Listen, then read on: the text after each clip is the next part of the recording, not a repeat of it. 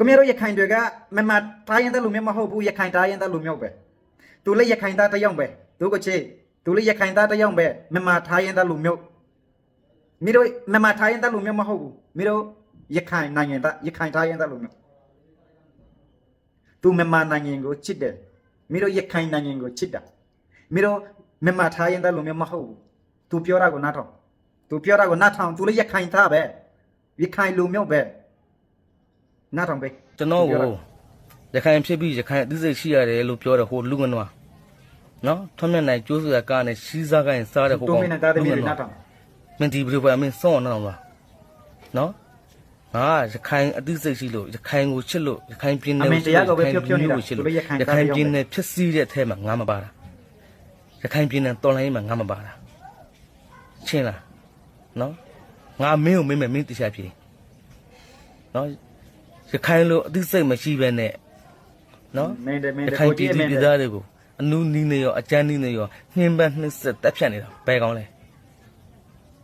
ရခိုင်ပြည်နယ်အတွင်းမှာရှိတဲ့လမ်းတရားကြောင်းခံဖျားရည်ရင်းဆဲမင်းတယ်ကိုကြီးမင်းတယ်ရှိတဲ့မြအားအကုန်လုံးကိုချက်လို့ဖြစ်စီလုံနေဘယ်ကောင်းလဲ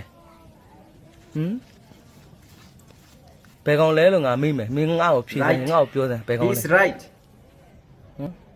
He is a kind He is citizen of Myanmar မင်းရခိုင်ပြည်နယ်မှာစားပြီးတော့မွေးကြတယ်နော်မင်းသူ့မင်းမင်းဟိုဘာလဲ I respect ဘိုက်ထဲကထွက်ကြတယ်အွန်းဆိုတဲ့ခက်ကြတယ်မင်းအကောင်ရခိုင်ပြည်နယ်အတွက်မင်းခဲစလုံးမြေတဆုပ်အကောင်လမ်းခင်းပေးဘူးလား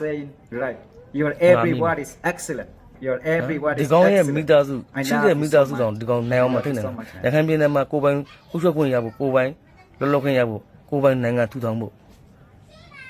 စဉ်းတော့မစဉ်းစားနဲ့နော်ဘယ်တော့မှလည်းဖြစ်လာအောင်ဘူးရှင်းလားအခုမင်းတို့ရခိုင်ပြည်သူပြည်သားတွေဘယ်လောက်ဒုက္ခရောက်နေလဲနော်တချို့ဆန်ပြုတ်တွေတောင်းနေရတယ်မင်းထွန်းမြင့်နေသိတယ်လေ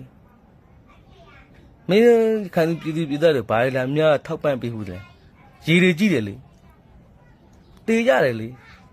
မင်းထွန်းမြင့်နေရဲ့တက်မတော်ကြီးကဘယ်ရောက်ကုန်လားဘယ်ကြောင်တော့အိမ်လား